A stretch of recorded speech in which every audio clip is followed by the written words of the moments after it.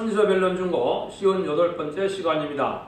오늘은 스가랴 14장을 통하여 심판날의 역사에 대해서 하나님의 모략에 대해서 변론해 보도록 하겠습니다.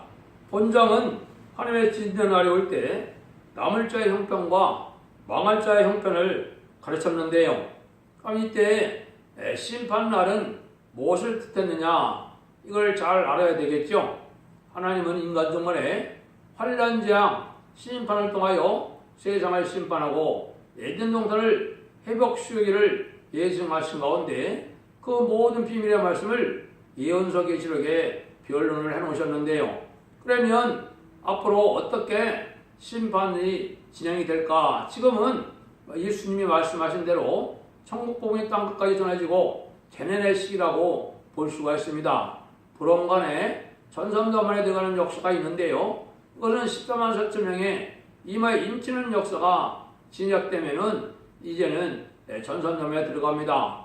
그러면 37개월 동안 14만 4천 명의 변화성대의 무리를 이루고 이제는 5개월의 황충의 난이 있게 됩니다. 그러면 여섯의 나팔이 불어서 들림을 받고 3차 세계대전이 일어나는데 이때까지가 첫 번째 화가 됩니다. 여섯 번째 나팔을 불면 후 3년 만에 들어가게 되는데 이때는 짐승의 뼈를 받아야 살 수 있는 때가 오고 죽음으로 믿음을 지킬 수밖에 없는 때가 오는 것이 이게 후 3년 만에 환란이라 그러는 겁니다. 그러면 심판은 언제를 뜻했느냐? 심판은 후 3년이 끝나서 계시록 16장처럼 대접재앙 7째 나팔이 불 때부터 대접재앙이 일어나는데 그것을 심판이라 그럽니다. 이게 짐승의 표를 받은 자를 다 심판을 받는 거거든요. 심판이 이제 그것을 끝나는 것이 아니고 대접장을 받고 이제 7대 대접이 공개 쏟아지면 아마겟돈 전쟁이 일어나는데 이때를 이제 대접장과 아마겟돈 전쟁을 심판이라 그러는 겁니다. 이게 75일간 진행되면 세상은 이제는 불탄 세상을 하나님께서 재창조해서 에덴 동산을 회복시켜서 눈물 고통 재앙이 없는 세상을 이루게 되는데 지금 말하는 심판날은 주님이 지상 강림하여 대접재앙과 아마겟돈을 이루는 전쟁까지를 심판이라고 하는 겁니다. 그것을 이제 여기 구체적으로 말씀을 하시는 건데요.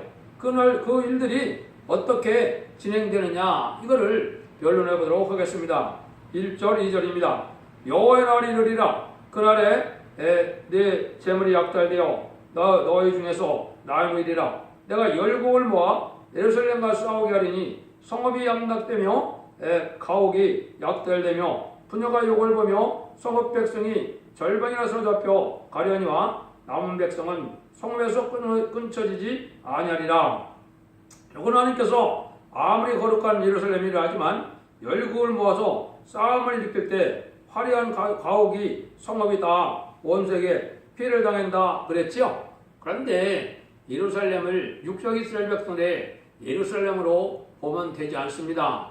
이것은 이제 예수 믿는 사람들이 이스라엘이고 예수를 믿는 성읍이 예루살렘이거든요. 그러면 이게 실질적으로 예루살렘은 누가 되겠습니까? 인간 중간에 이제는 14만 4천 명의 변호성들을 일으키는 재단이 되고 그 나라가 되거든요. 그러니까 이런 날들이 오는 것은 선지국가인 한국에 먼저 심판의 환란이 오게 된다, 이렇게 믿어야 맞습니다. 그래서 3차 세계전처럼 한국에는 남북전쟁을 통하여 한국을 심판하게 되는데 그때 이제 하나님이 북방을 들어서서 음란부패 사치 들어가고 용공협상자들 우상숭배자들이 멸망당할 것을 보여줬다, 이렇게 볼 수 있거든요. 그래서 이거를 잘 구분하지 못하면 어떤 것이 언제 일어날 환란인지를 알지 못하게 되는데 여기서는 이제는 한국에 먼저 남북전쟁을 통하여 환란이 오게 되고 세계적으로는 3차 세계전으로 세계적인 환란이 오게 되어 있는 겁니다. 그래서 그런 날들에 되어질 일을 여기 말씀하셨는데요. 그런데 많은 자들이 이 환란 때 북방 세력에게 짓밟힘을 밟게 될 것을 얘기했는데요. 이게 하나님이 심판의 도구로, 심판의 몽둥이로 예비된 자들이 바로 이 악한 공산당 이방 세력이거든요. 그래서 그런 일들이 여기 있을 것을 얘기했는데요. 여기서 또 과거 바벨론 포로를 말하는 것 같이 느껴지나 지금은 그런 때가 아닙니다. 바벨론 포로 때도 물론 그런 일이 있었지만은 이제 한국의 환란은 인간 총괄에 되어질 일을 말씀하는 것이고 지금 시대를 얘기하는 거거든요. 그럼 지금 뭐가 큰 죄냐? 예루살렘이 이 교회가 공산당과 타협하고 그래서 남은 자가 심히 적다 이 말이거든요. 그 예루살렘이라면 어디가 되겠습니까? 지금 말세복음의 중심지가 되는 한국의 서울이 되는 겁니다. 서울이 지금 어떤 현상에 있습니까? 옛날 바벨론 시대에 타협하는 신앙을 가졌던 것처럼 부시 왕이나 또 이 히스기야 때 이제 북방들을 용납하는 때같이 지금 음료 정권 교권이 공산당을 용납하고 협상주로 들어가고 있거든요. 그거는 속는 일인데 이게 심판을 받을 징조가 된 거거든요. 그래서 이제는 이러한 일들이 있을 때 심판의 환란이 오면 남을 자가 심히 적다. 이걸 지금 말씀하시는 거거든요. 3절입니다. 그때 여호와께서 나가사 그 열국을 치시되 이왕 전쟁 날에 싸운 것 같이 하시리라. 이와 같이 환란이 있은 다음에는 하나님은 열국을 심판하게 된다. 아까 얘기한 것처럼 이방을 들어서 예루살렘을 치게 하고 또 이제는 그 예루살렘을 친 이방은 말세 세명자가 하나님의 능력적인 역사로 치게 될 걸 얘기한 거거든요. 이것도 세계적으로 봤을 때는 3차 세계전으로 음란부패 샤트라칸 자본주의를 심판하게 되고 아마겟돈 때 공산당을 완전히 멸망시키는 것이 하루에 예정된 선지거든요. 이게 천억년 부서적으로 되거든요. 이것이 또 한국에는 아까 말씀드린 것처럼 북방이 침략하여 심판의 환란이 오면 그 사들을 인간 종말의 말세 사명자인 이 변화 성도들이 준비된 자들이 하나님의 천원력적인 역사로 재앙으로 땅을 치는 권세를 받게 되는데 그게 모세가 그 애굽을 10가지 재앙으로 쳐서 애굽을 홍해 수장시키고 이스라엘 백성들을 구원했던 것처럼 그런 역사가 있게 될 걸 얘기해서 여기 그렇게 말씀하신 겁니다. 그래서 옛날에도 그렇게 했는데 지금 말세에도 그런 역사고 이거는 말세 중에 역사로 심판날의 심판주의 역사를 뜻한 것이다. 그렇게 볼 수 있습니다. 그 다음에는 4절 5절 같은 시절이 온다는 건데요. 그날에 그의 발이 예루살렘 앞 곧 동편 감난산에 서실 것이요 감난산은 그 가운데로 동시로 갈라져서 매우 큰 골짜가 되어서 산 절반은 북으로 절반은 남으로 옮기고 그 산골짜기는 아셀까지 미치리라. 그 너희가 그의 산골짜로 도망하되 유당 유스야 때 지진을 피하여 도망하던 것 같이 하리라. 나의 하나님 여호와께서 임하실 것이요 그 모든 거룩한 자가 주에 함께 하리라. 여기는 심판기의 시온산을 중심하여 이런 새 시대가 올 것을 말씀했는데요. 동서로 큰 골짜기같이 갈라진다 그랬거든요. 또 이걸 보고 이제 지진 날 때만 기다리고 있죠. 예루살렘 감람산이 지진에 갈라진다. 지금은 여기서 그걸 말씀하는 것은 아닙니다. 이것은 사상적인 문제로 남북 문제를 얘기한 거거든요. 인간 종말이 되면 스가랴 6장에서부터 두 늪산이 등장해서 남북으로 사상적인 대립이 있을 것을 하나님이 예언하셨거든요. 그래서 유불용 공산주의 사상과 민주주의 사상에서 대립이 오는 때가 오는데 이때 그것이 이 감남산이 어디가 되겠습니까? 한국이 감남산이 된 거거든요. 한국이 남북으로 지금 사상적으로 극심하게 대립을 하고 있죠. 이런 상황을 지금 얘기를 한 거거든요. 그래서 이럴 때 하나님이 이제는 대적을 나오는데 하나님 편과 이제 마귀 편이 갈라진다 이 말이죠. 이게 북방은 성경에서 공산당을 말씀하신 거거든요. 이게 북방을 좋아하는 친중 친북 정책을 쓰는 이 음료 정권과 교권은 이게 하나님 편입니까? 공산당 편입니까? 마귀 편이거든요. 이렇게 갈라지고 이제 진리의 말씀대로 말세의 종들이 이제 하나님의 뜻을 이루기 위해서 이 변론을 전하고 하나님의 뜻을 이루기 위해서 입맞는 역사가 진행되면은 여기에 동참하는 자들이 남편의 편이 되고 하나님 편이 되는 겁니다. 남쪽은 자본주의를 뜻하기도 했고 민주주의 또 하나님 편을 뜻하기도 했거든요. 이런 식으로 사상적으로 이게 갈라지는 때가 올 것인데 지금 하나님이 극단적으로 그런 때가 온 것이죠. 그래서 이럴 때 하나님이 이제는 이렇게 망할 자와 이제 흥할 자, 남을 자를 갈라서 놓고 심판하게 된다 이 말이거든요. 그러니까 지금 흑암의 세력을 허락하는 것 자체는 참된 종이 누구인지, 참된 알곡된 성도가 누구인지를 갈라지는 역사거든요. 근데 이 기업권이나 이 정권이 지금 이 백성들을 음료로 만들어서 공산당을 좋아하는 사상으로 물들어가고 있거든요. 이게 멸망으로 인도하는 일이 되거든요. 이런 일들이 이제 인간 종말에 일어날 것을 얘기한 거거든요. 이때 이제 그런 것을 예언한 것이 몇 군데 어떻게 예언이 되느냐. 유다서 14절에서는 아담의 칠세손 에녹이 사람들에게 대하여 예언하여 이르되 보라 주께서 수많은 거룩한 자와 함께 임하셨느니라. 이거는 주님이 14만 4천 명과 더불어 시온산에 시상 강림하는 모습을 보여준 것이죠. 이걸 다시 계시록 10장 1절에서는 또 내가 보니 어린 양이 시온산에 섰고 그와 함께 14만 4천이 섰는데 그 이마에 어린 양의 이름과 그 아버지 이름을 쓴 것이었다. 입맞은 14만 4천 명이 이제는 시상 강림을 하는 주님과 더불어 100만 ton 군대가 되어 심판 때에 이 시장에 내려오게 되어 있거든요.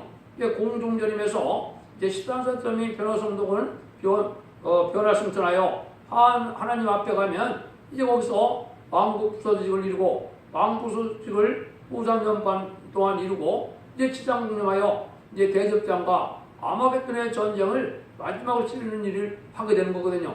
그때를 상정한 거거든요.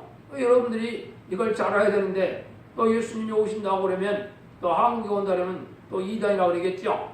하나님이 이제는 하나님이 들어섰을 종들이 어디에 있습니까? 예수를 믿지 않고 양잡고서도 않는 그런 이스라엘 백성들이 아직도 그 사람들을 들어쓰겠습니까? 아닙니다. 인간 종말에 예언서 계시록은 한국밖에는 해석할 수가 없고 한국을 중심으로 말세의 사명자를 통하여 이걸 알게 되기 때문에 한국이 재림지를 영접할 신앙 준비를 시키는 나라가 되고 이제 하나님께서 즉 한국을 중심으로 해서 세상을 심판하는 역사가 진행되는 것이 전삼전의 역사입니다. 이걸 대부분 기독교인들이 알지 못하고 양잡고서도 않는 성전 지어질 때를 기다리고 있는데 그걸 하면 예수님이 무엇하러 십자가의 중앙고통으로 돌아가셨습니까? 그거는 있을 수 없는 일이거든요. 그건 또 그런 일들이 거기에 응하는 것 자체도 하나님의 섭리 속에 이루어지고 있겠지만은 실제 살리는 역사는 이게 말씀의 복음에 통해서 살리는 역사인데 그걸 이제 6절에서 8절에 얘기를 한 겁니다. 그날은 빛이 없겠고 광명한 자들이 떠날 것이라 여호와의 아시는 한날이 있으니 낮도 아니고 밤도 아니라 어두워갈 때 빛이 있으리로다. 그날의 생수가 예루살렘에 서서 절반은 동해로 절반은 서해로 흐를 것이라. 여름에도 겨울에도 그리하리라. 여기서 이제 그걸 아시는 겁니다. 알 수가 있는 겁니다. 요거 아시는 날이라 그랬죠? 이게 이제 심판날이 이제 된 건데 아까 말씀드린 것처럼 심판날은 대접장과 아마겟돈 날인데 이때 하나님이 하실 일이 여기 이때 이거죠? 근데 이때는 흑암의 시대이기 때문에 전혀 사람들이 알지 못한다. 지금 여러분들 기독교인들이라도 때가 어느 때면 되는지 예수님이 어느 때 오는지 환란이 어느 때 오는지 지금 알고 있습니까? 걱정도 안 하고 있거든요. 이게 흑암에 들어간 때거든요. 장님이야 밤이나 낮이나 똑같은 거 아닙니까? 지금 영적으로 이 기독교가 지금 그런 때가 됐거든요. 그래서 신앙 준비를 하여 등불 같은 기름을 준비하는 이런 지혜로운 처녀같이 되어야 되는데 어리석은 처녀가 되어서 지금 그걸 알지 못하는 때가 되었죠. 왜 그런 때입니다. 근데 하나님은 그러면 멸망만 당하게 두시느냐? 그게 아니죠. 그래서 여기 보니까 그래 생수가 예루살렘에서 나서 절반은 동해로 절반은 서해로 흐른다 그랬죠. 이거는 생명의 말씀이 이제 온 땅에 전파될 것을 말씀한 거거든요. 그것이 지금 여러분이 듣는 변론이 되는데요. 이 변론이 인터넷과 동영상을 통하여 이제는 유럽 쪽이나 북미 쪽이나 다 지금 가고 있죠. 이게 동해로 서해로 이 생수가 지금 흘러가고 있거든요. 이 생명수의 말씀을 믿고 아멘에서 들어오면 입 맞는 자들이 돼서 이제는 변화승천할 수 있는 신앙 준비를 할 수가 있고 신부단장을 일 수가 있거든요. 이것이 살리는 역사거든요. 그래서 한국에서 10만 4천 명의 변호성들을 일으키는 것이 전삼전의 역사인데 그 날이 이 불언간에 이루어질 겁니다. 그런 날이 임박한 때다 이렇게 볼 수 있거든요. 여기서 보면 뭐라 그랬어요?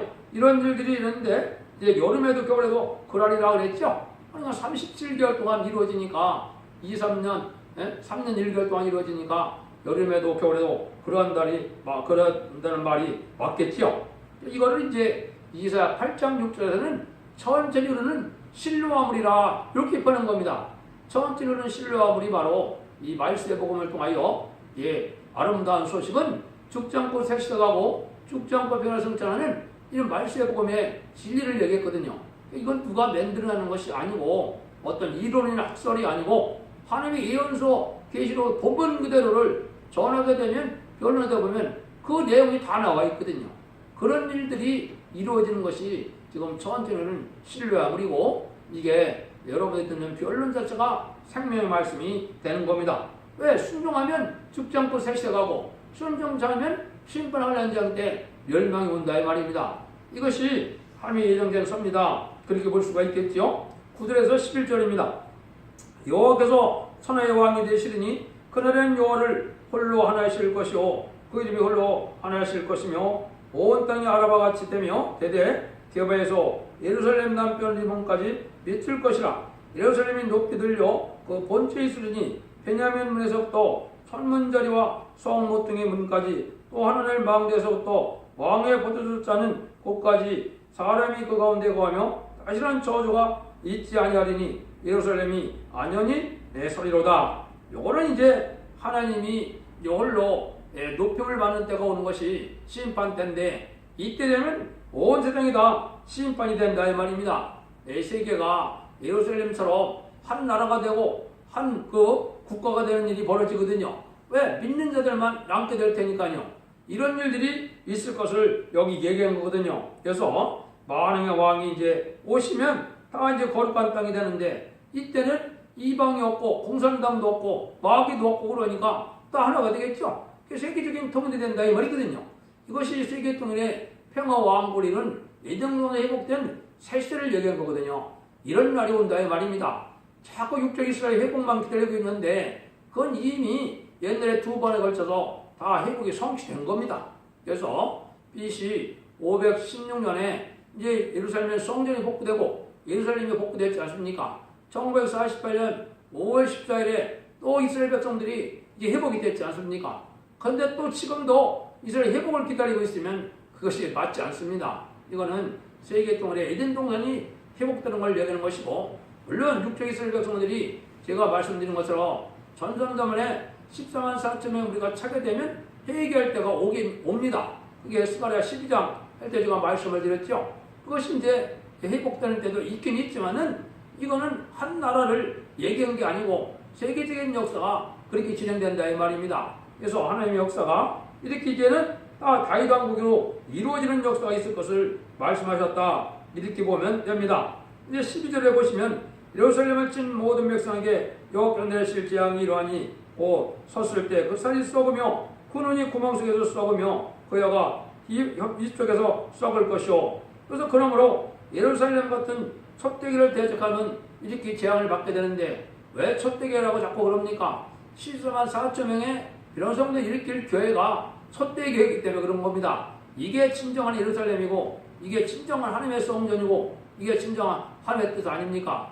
말세에 하나님의 뜻을 이룰 재단이 있어야 그게 될 거 아닙니까? 근데 예수도 안 믿고 양잡고 서는 사람들 통하여 하나님의 뜻을 이 땅에 이룰 수가 있습니까? 말씀을 못 깨닫는데요. 그래서 말씀을 깨달은 이게 촛대기 동방 역사라고 그러는 건데 동방 땅 끝에 해돋는 나라에서 하나님의 이마에 인치는 역사가 일어나는 것이 이게 참다운 예루살렘이고 참다운 시온이고 이게 참다운 하나님의 재단이고 이게 촛대기 역사라 이 말입니다. 근데 이제 다 대적하게 된다고 그랬죠. 이게 어떻게 돼요? 14만 4천 명과 아마겟돈 전쟁 때 살아남은 세상 사람들과 마지막 전쟁을 하게 되거든요. 그래서 다 치게 되는 거죠. 근데 누가 이깁니까? 14만 4천 명이 이기거든요. 그러니까 세상이 완전히 멸망되는 겁니다. 아마겟돈 전쟁은 한 명도 악인과 죄인이 한 명도 살아남을 수 없는 때가 아마겟돈 전쟁입니다. 물론 대접대항 때 대부분 죽겠지만은 아마겟돈 때 다 멸망이 와서 여기 말씀대로 다 그런데 그래서 눈과 여가 다 쏟게 된다 했겠죠? 그러니까 촛대기를 대적하고 말세의 종을 대적하고 왕권의 운동을 방해하고 새시대를 건드라는 이런 종들의 역사를 방해하는 자들이 다 이렇게 멸망한다 이 말이거든요. 그래서 다 죽게 되는 것이 계시록 16장에 보면 대접장 때 그렇게 될 것을 우리가 알 수가 있다 이 말입니다. 그러니까 이제는 14만 4천명의 변화성대 무리가 승리의 반을 이루게 되는데요. 이것이 이제 첫째 대접이 쏟아질 때 악하고 독한 헌대가 나서 짐승의 뼈를 받은 사람들과 우상의 경배자들이 나더라. 기록 16장 2절에 이렇게 되어 있거든요. 아까 말씀드린 것처럼 후 3년 만에 짐승의 뼈를 받은 자들이 이게 심판받는 것이 대접장이거든요. 그때 그렇게 된다 이 말이거든요. 그래서 이걸 이사야 60장 12절에 보면 너를 섬기지 않은 민족과 백성들은 진멸한다 그랬거든요. 이게 바로 동방역사를 반대하는 자들이 다 멸망이 올 것을 얘기한 겁니다. 그래서 완전 멸망은 자꾸 말씀드리지만은 아마겟돈 때 다 오는 것이지만은 아까 말씀드린 것처럼 하나님은 단계적으로 이 국부적에서 세계적인 역사로 세상의 심판이 진행되게 되어 있거든요. 이게 이제 전 3년만 후 3년만의 역사고 30일과 45일의 대접대왕과 아마겟돈 전쟁의 역사가 그렇게 남아있는 거고 그것이 곧 진행될 때가 왔다 이 말입니다. 13절 15절입니다. 그날에 여호와께서 그들로 크게 요란하게 하시리니 피자손으로 붙잡으며 피자손을 들어 칠 것이며 유다도 예루살렘에서 싸우리니 이때 사면에 있는 열국보와 곧 검은과 의복이 심히 많이 모여질 것이요 또 말과 노래와 약대와 나귀와 그 전에 있는 모든 육축에게 빛을 재앙도 그 재앙과 같으리라. 이때 재앙의 날은 큰 혼란이 없고 또 다 강팍해지니까 다 서로 해를 끼치는 이런 일을 하겠죠. 왜 회개의 역사가 없기 때문에요. 이때 당시는 이미 회개의 역사가 다 끝난 때거든요. 이때는 다 악인이 있으니까 이렇게 서로 치게 되는데 문제는 뭡니까? 이 동물이나 이 식물 또 새나 물고기나 인간에게 저주를 받아서 악해진 것들은 다 멸망이 오거든요. 이때 그런 일이 다 이루어진다 이 말이거든요. 그래서 다 모든 육축에게 빛을 재앙이 그렇다 그랬죠. 이게 이제 어디에 그렇게 되어 있습니까? 스바냐 1장 3절에 보면 이렇게 예언이 되어 있거든요. 내가 사람과 짐승을 진멸하고 공중의 새와 바다의 고기와 거치게 하는 것과 악인들을 아울러 진멸할 것이라. 내가 사람을 지면에서 멸절하리라. 나 여호와의 말이나 모든 동식물이 다 멸망한다 이 말입니다. 이 멸망할 자들이 바로 누구냐?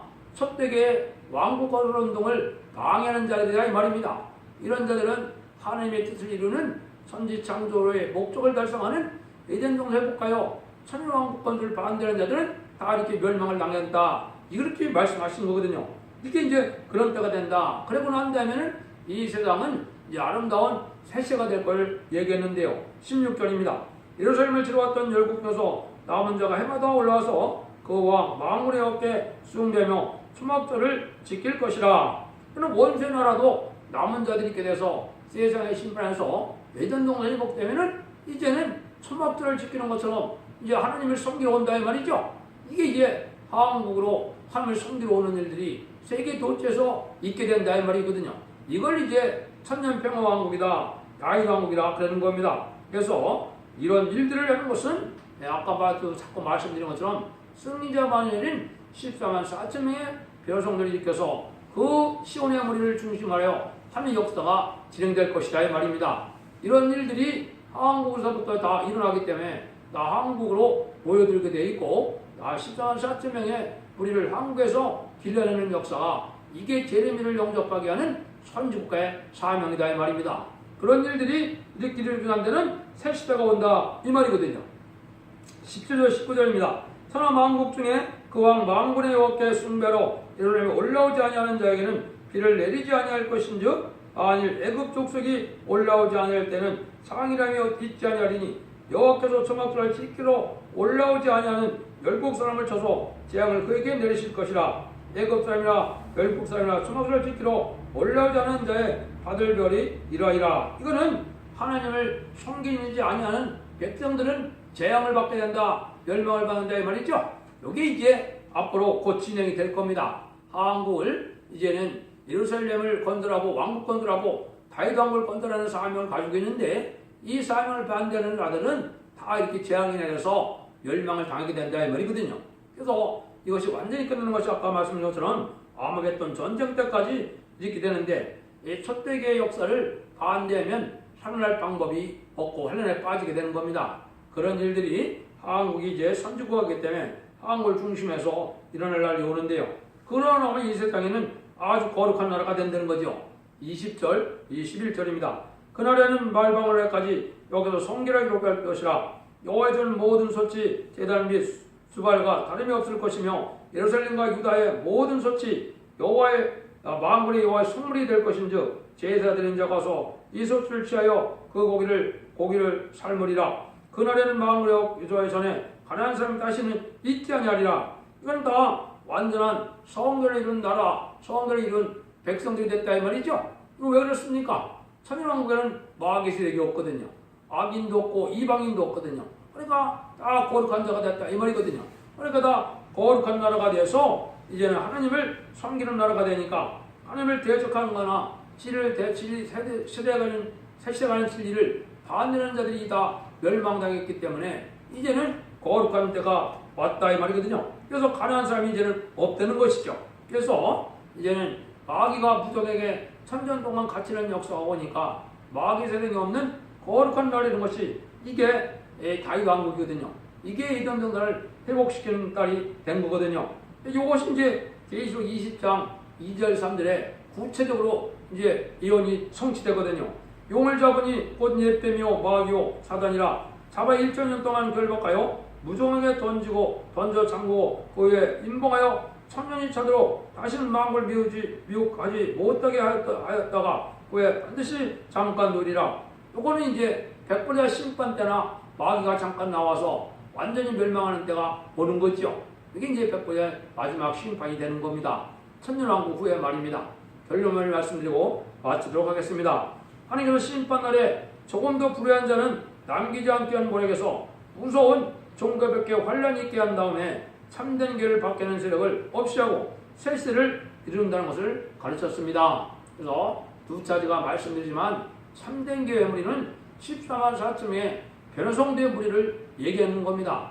그래서 지금까지는 소림해주는 교단과 격파가 상관없이 탈선되지 않고 이단만 아니면 주님을 구세로 영접함으로 보혜력을 믿어서 부활 승천하신 예수님을 믿고 성신의 강림을 믿는 자들에게는 중생을 받아도 구원받는 역사가 있지만은 재림들을 영접하는 교회는 오직 14만 4천 명의 임치는 첫대의 역사만이 이제 재림들을 영접할 수 있다는 사실을 여러분들이 기억해야 될 것입니다.